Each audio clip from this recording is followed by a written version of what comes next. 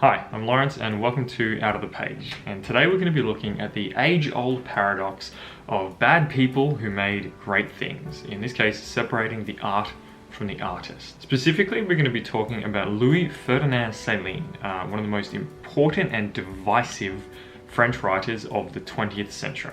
For those who don't recognize his name, Céline is mainly known for his debut novel, which is now regarded as a classic of French literature, and it's called Journey to the End of the Night. There it is, right there.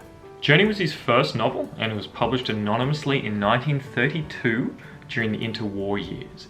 The book tells the tale of Barthélemy, which is a semi-autobiographical version of Céline himself, and it covers his travels from joining the army during World War I, sailing through colonial Africa and industrial America, and finally settling into work as a doctor in the poor outer slums of Paris. To be clear, Journey is an incredibly angry, incredibly dark book. It voices unfiltered disgust at the world that his author saw during his travels, and it takes aim at literally every target that he passes. No one is singled out specifically because everyone is a target for his hatred.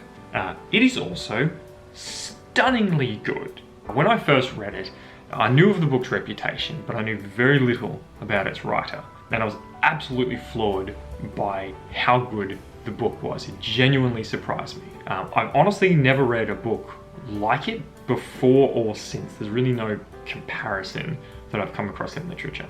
The whole time I was reading it, I felt like I was seeing the world through a different lens, and not necessarily in a good way. When recommending it to people, the thing that surprised me is how few of those people had actually heard of it, which was quite a surprise given the quality of the book and the reputation that I know it holds in France. And that made me want to research the writer a little bit more and see if maybe there's a history there, maybe there's a story behind him.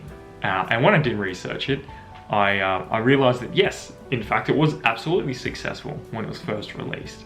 It was widely talked about in the media at the time, and it was even nominated for the Prix Goncourt, which is in effect the most important French national literary prize. And that is when I found out that Céline himself was an objectively terrible human being, and that is the subject of today's video.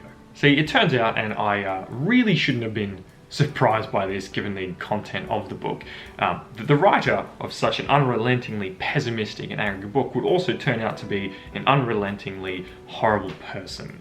In 1937, 5 years after writing Journey, Céline would go on to publish the first of 3 anti-Semitic pamphlets. You'll see those in quotation marks. They were called Trifles for a Massacre, School for Corpses, and A Nice Mess.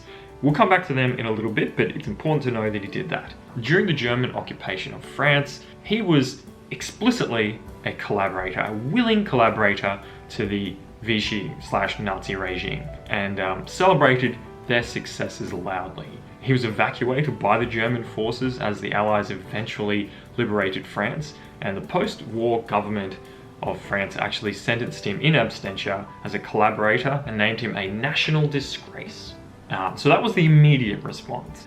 The same one that we usually would see when we discover that an artist is a horrible person and holds some pretty terrible views. They are publicly shamed, their work is disregarded, and the public perception of them and their art is somewhat shaped by those revelations. As I said, that's the immediate response. The thing is, that's never where it ends. Céline was eventually pardoned, and he moved back to France to live out his days. He would go on to publish further books, which were fairly well received. He was never apologetic for his actions, and was really never held to account for them either. And now jumping forward decades into the future, when people first discover Céline or first hear about him, what they hear about is the brilliance of this first novel, and his crimes are actually a bit of an asterisk to his legacy. Okay, so I know that's a lot of information to digest at the outset, but that really speaks to the problem we have here, which is separating the art from the artist, the person that made it. With someone like Céline, what we often see in that scenario is an attempt by people to place them at one extreme or the other. For some comparably awful artists, we see complete disregard for their body of work based solely on who they were. And then for others, we see an attempt to repair their image or to diminish the problematic behavior that they had. With Céline, it's actually often the latter. The 3 anti-Semitic pamphlets I referred to earlier, you'll note that quotation marks were used for the term pamphlets, and the reason for that is they are not pamphlets. People refer to them as that, but they were not. They were full-length books. The reason that people call them pamphlets is because that sounds a lot better than books. Also, they've never been widely translated into English, meaning that people who don't do their research may never actually know that they existed in the first place. And of course, Céline is far from the only example that we have of a problematic artist or a writer. Societal standards, of course, change over time and have been refined over many, many years. And the further back you go, unfortunately, the more likely you are to find out that an incredible writer, an incredible painter or sculptor actually did some pretty terrible shit during their lifetime. So I guess the question is, and the reason we're all here is, what do we do with that information? Are we allowed to like Céline, or do we have to hate him for the awful stuff that he did? And if we don't like him, does that actually change Journey? Does that make it less of a book? Does it diminish the value of his work knowing what kind of person that he was? Okay, my approach, and I would absolutely stress this is just my version of events, this is my way of tackling this very difficult topic, and it is in no way definitive, is threefold. So I have sort of a 3-step process that I like to go through when I try to evaluate this kind of problem. First of all, I absolutely believe that bad people can make great things on its own. Standing on its own little legs, Journey to the End of the Night is an outrageously brilliant book. It honestly is, and it is worthy of all the praise that it can get. Saying that, Céline, standing on his own legs, is a terrible piece of shit, and he's worthy of all the criticism that he can get. Those two things do not need to overlap necessarily, and if they do, it's not to diminish the value of one because of the other. With that in mind, I'd still like to think about the consequences of me liking or supporting a person's art, because that's the next step. If I buy a copy of Journey, who gets the proceeds? Putting it in more relatable terms for a modern audience, let's say I find out that a YouTuber is a terrible person, right? And they've done some terrible stuff. Do I watch their videos? Because I know if I do, they will get money from it. So it's the same sort of concept here. Does me supporting this person, or me even viewing their art, in some way benefit them? Of course, this is a lot easier decades after somebody's death. There's no real risk of Céline himself profiting from me purchasing a copy of this book. Little golden rule here, if you are buying a book that is published in Penguin Black Classics, it is highly unlikely that the person who wrote it is still alive. So the risk of them profiting from the proceeds of that is probably non-existent. I also like to think about whether me reading this person's book or viewing somebody's art is in any way sending a message that I support those views.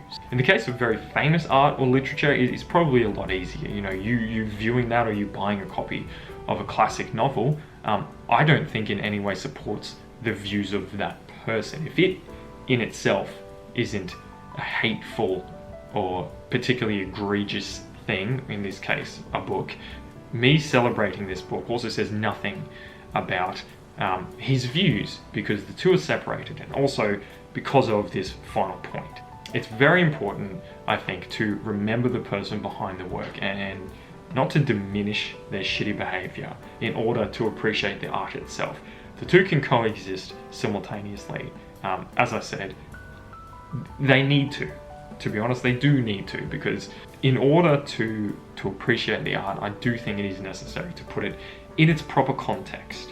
And that's where I think you can separate the art from the artist, by ensuring that their actions are not forgotten, that their views are not furthered, and that they personally don't benefit from you enjoying their art. At least that's what I do. As I said, there's absolutely no black and white to this. It is a complex topic, and everyone has a different comfort level when it comes to this. I hope that's helpful. I really do hope that's helpful. It is not a nice feeling to discover a book or an artist and love their work and think, gee, I get this, I connect with this, and then you start to dive into who that person is and realize, oh no, they suck. It's confronting and it's really disappointing. But I do think you can separate the art from the artist. And if you follow those steps, at least from my perspective, it makes me feel a little bit better. Fairly dark topic, but I still hope you enjoyed the video. If so, please subscribe to the channel, drop a like, leave a comment, and I'll be back soon. And until then, have a good week / fortnight or whatever it ends up being, and I'll see you later.